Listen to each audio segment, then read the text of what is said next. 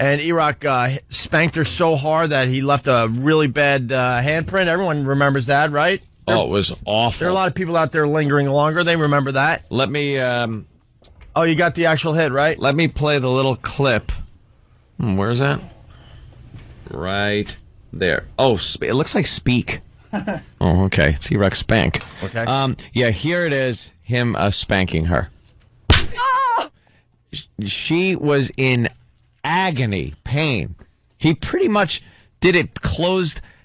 He did it with a closed hand and just kind of like wailed her. No, he had an open hand. I think he hit her with the palm. Wait, no, he hit her with low the palm. The hammer side. Where'd you hit her, Erock? Low palm? Microphone. Yeah, he went like this. The meaty part of the hand, way down here. Yeah, but you know your pinky, if you run it down to the hand side, that meat on the side of your hand, that kind of went.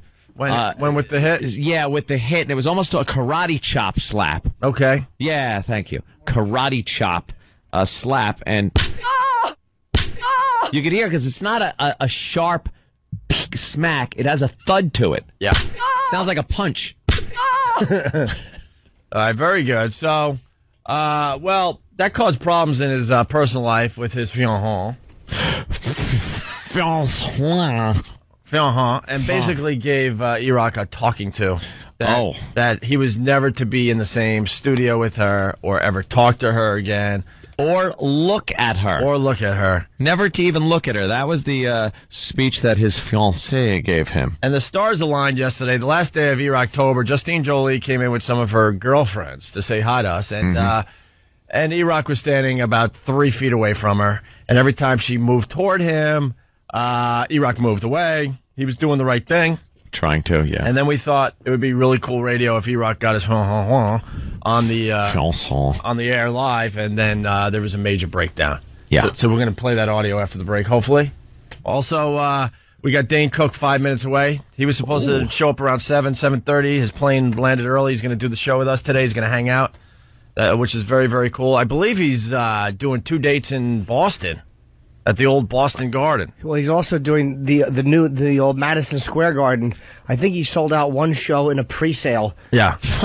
I'm trying to sell out Queensbury, New York. I want a rifle blast to my face. But I think he's working on his second garden show, the New York Comedy Festival. He's doing the garden here in New York. Wow. And I believe he's doing a second show in Boston as well. He's going to promote today. And, of course, all the movies he's in. I think he's in 10 movies that are coming out in the next 4 months. Also, we got Penn from Penn and Teller coming in. Penn Jillette. And, the sound. What's the sound for today? Who has it? Goodness. You have it, Erock? Erock. All right, this is what you're listening for between 7 and 7:30 if you want to win that $1,000 today. Here it is. Oh, I love Kennedy.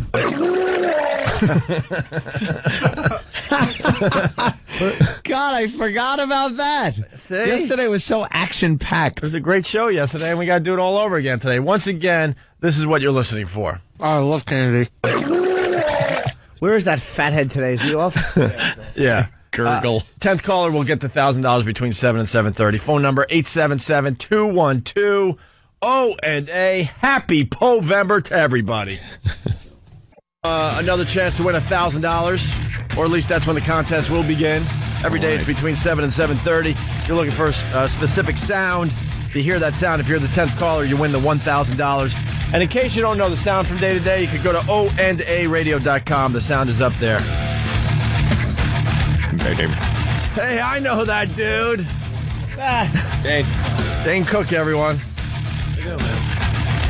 Hey, we're doing Battle of the Bands, bro. Grateful Dead. Oh, is that Battle of the Bands shirts? Battle of the Bands, Battle of the Bands shirts.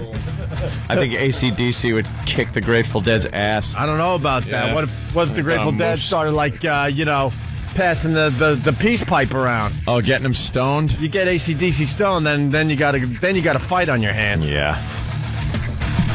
You had to rub it in with the Boston Red Sox World Series championship hat, right? We rub a little bit. That's what we do. Get used to it. It's nice, right? You win a few in a couple of years. You do that, and then it becomes the country winds up hating you. You become it's a bought team. You'll start hearing stuff like that. Yeah. That's like the rough sex hate. It just feels really good. Actually, I'm enjoying the fact that the Red Sox won the World Series. 'Cause I'm a Mets fan. I hate the Yankees. I'd rather see the Red Sox win every single time before the Yankees. Pedro has the little fun fact largest member in baseball. So I hear. Really? Wow. From a few sources. Yeah, we thought Big Papi was the biggest, but no. It turns out he's fully loaded. He's fully Wow. Yeah. But if you have a name like Big Papi, you got to think. He's not so big now. He's kind of like him. Next to Probably Pedro. he's probably as small as mediocre. It's two, yeah. Danny Bonaducci. Probably Danny a fantastic Bonaducci. nickname. He's probably got like 4.5. They call him Big Papa just because it's degrading on some level.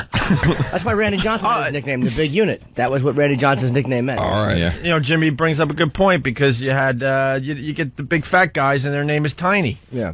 Yeah. That's hysterical when they do that in I have a movies. little miniature pincher, and his name is Beast. All right, I got it. Right. I got it. Jesus. How much money is Dane losing just sitting here? He really is like Bill Gates. Like if he drops money and then bends to pick it up, he loses more money than if he keeps walking. No. All my money's tied up in cash. Dane's career is just amazing. Just when you think it couldn't get any better, he does all the World Series freaking spots. I know. I know. Don't you think they should have aired those a few more times? Yeah. Oh, it was like every 2 seconds. It was the all right, Dane, we get it. The World Series is I would flush my own toilet and hear my voice go, "There's only one October." It was a lot. It was very dramatic. But the whole idea was we wanted to do this real innovative thing where we were cutting in the clips that were basically happening, day to day, game to game, and do this kind of evolving series of commercials, which I thought was really cool. But it definitely, when you're putting them on during the games and people are already watching the baseball, Yeah. that's what starts getting it a little grating. People going, "Dude, why are you telling me this? I'm here." It's like being at a party. It's a great party, and being like, "You should come to this party." It's like, I'm in the kitchen, dude. I'm at the party. No, you got to come to the party, though, man. It's the best party in town. I'm here. I'm sitting on the couch. Those commercials should have ran on other channels like perhaps. VH1 or Lifetime, anywhere else besides Lifetime. Besides during the actual game. Get the women watching rape movies. Yeah. Over to watch the World Series.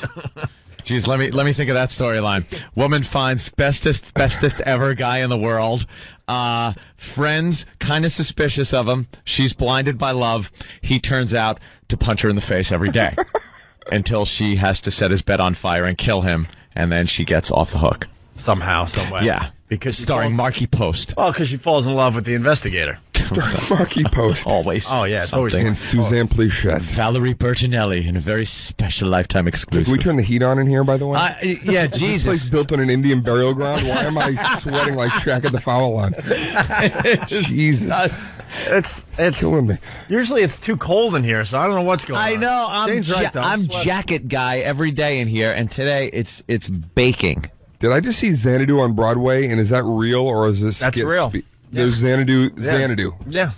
Yeah, they've Nice. run out of ideas for Broadway, so... Have they completely run out? They obviously have. Yeah. There has to be a theater or a few theaters doing a few Disney things at any given moment. Right. So they took off Beauty and the Beast Yeah. to put in The Little Mermaid. Does it matter? It's a bunch of little kids with crap in their diapers sitting there just looking at the pretty colors. Does it matter if it's Beauty and the Beast or The Little Mermaid? Well, Ariel's story really is one of great passion. It should be brought to the stage. I don't know how they're going to pull that one off. Where she doesn't have legs. Was there a demand for Xanadu? Was there people? Kevin Spacey's actually starring in it. Is he really? No. There's rumors about Spacey. I believe you. Oh my God. Point. Jimmy is such a good actor, is what it is. Jimmy's a great actor, and he fools us all the time. I know like we've all that. heard the same rumors about Spacey. Was there a demand for Xanadu? That's a very good question that needs to be answered.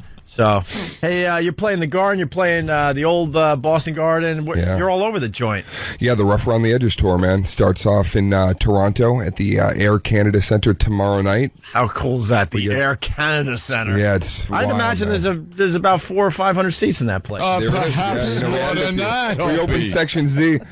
He's doing the Air Canada Center. Every gig I do has "and restaurant" at the end of it. Canada Center and restaurant. Wine and spirits. You know you made it when you're playing a place called called the Air Canada Center. Dane actually flies into the place, into the stadium, literally, and gets off the plane, and he's there performing. He's going to be also in D.C. on November 16th, and then there's 2 shows it's the TD Bank North Garden in Boston on the 17th of November, and then here in New York at the Garden on the 18th of November. And I think only one show has tickets available on that one. Yeah, the Garden here in New York, we added another show, and those are of course.